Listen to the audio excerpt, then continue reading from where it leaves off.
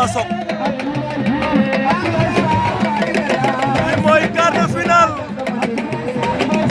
troisième quart de finale ma ne leen combat Sokh cey combat Sokh aca waaw Double Thiandène Ndiol Dollé aca Ndiol à domicile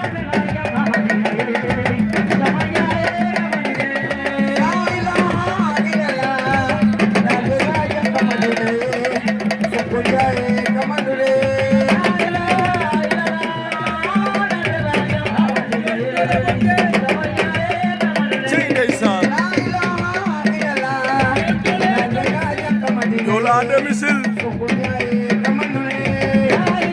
Lamou Noune Ndiol refu à domicile Géeja ino fo ba mbuudan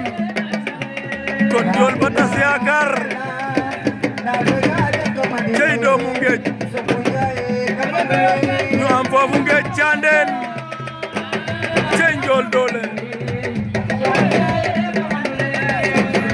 cey Waly Double Thiandène Ndiol Dollé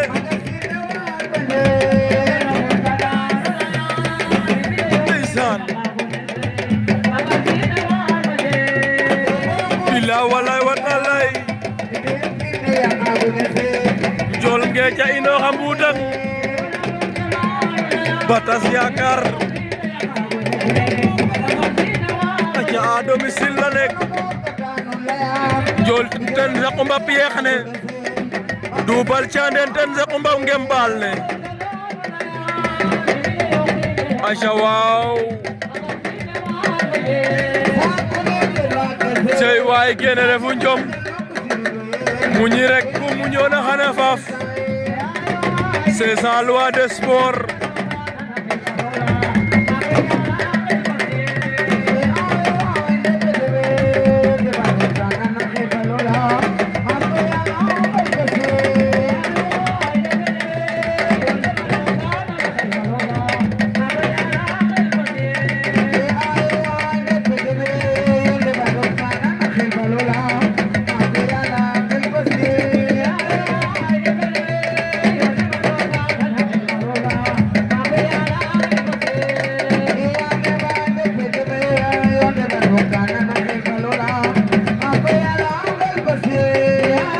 aca waaw ey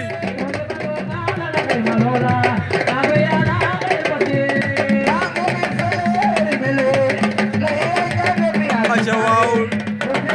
ordi kulumate noonu waay daanu na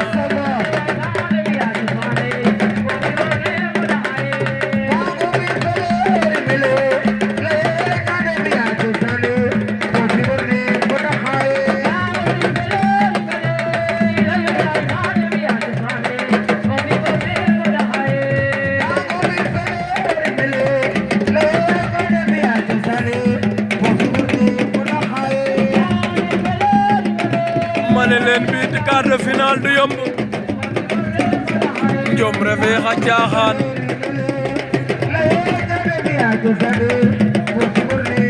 lii mooy teg jeexal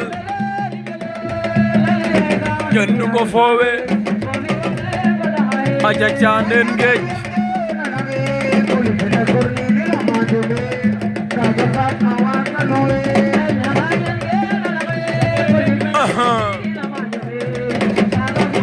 arbitre may ma loolu waay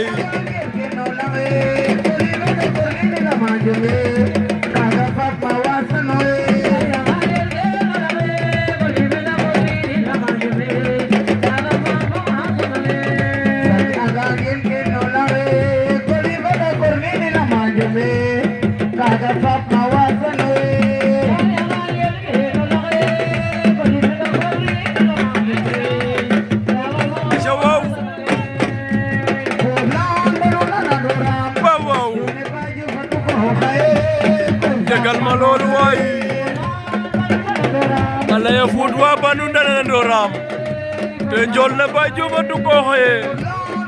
te o koor fap ma noona kon Njom refe xa caaxaan Njom refe xa caaxaan ndeysaan cey jegem ba gañ seen maa ngi koy bëgg bu baax a baax kor biige mosaan yaa ndey faatu way na ko sànq ma ne ko Pape Fla fi gis muy yëngal lu doy waar acca waaw kon dem nañ mi temps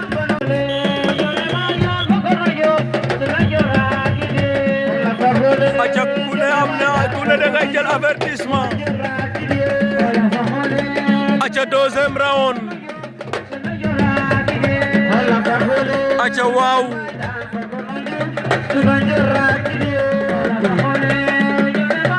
Jol dole ten fesu ina siin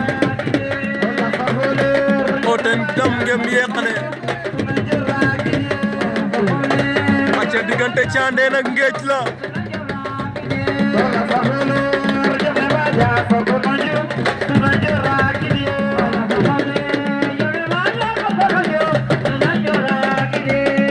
acca waaw Jol jël na ko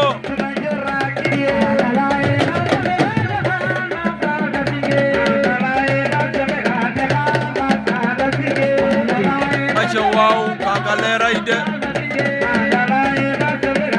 kon mbasen taxaat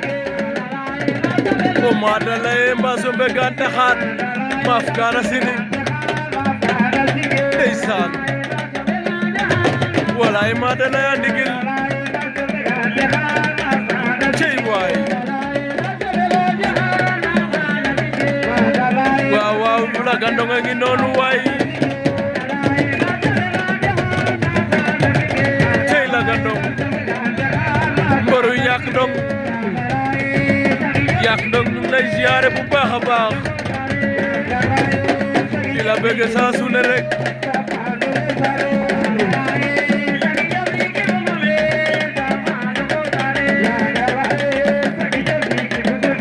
arbitre lu xew waa Njool lan la waa Njool lu xew waay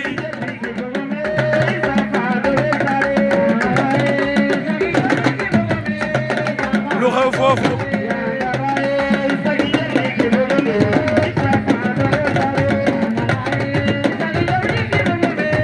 waa arbitre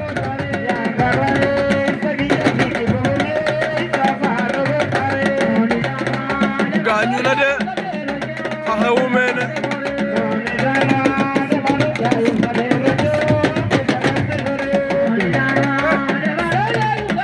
waa ndeysaan cey Njom waa jaganaam kene o xene gaañ wa arbitre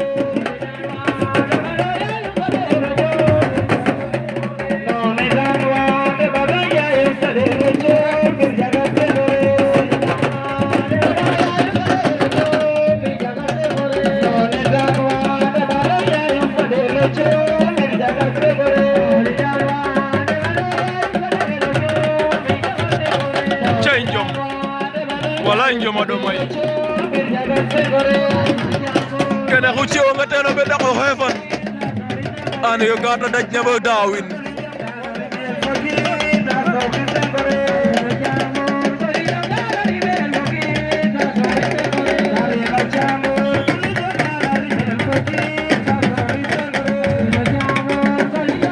ndeysaan ma ne ko bii quart de finale metti na tey ak waay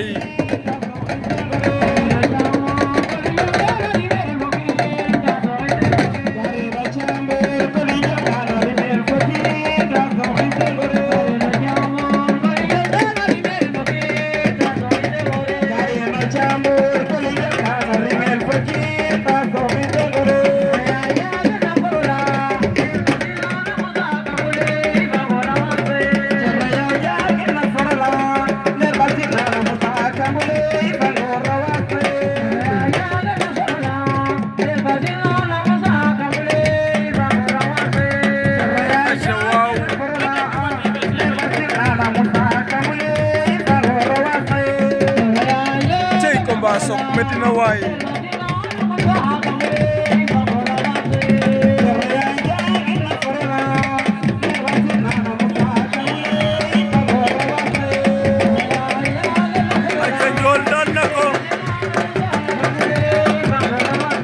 aca waaw jogal c'est la loi des sports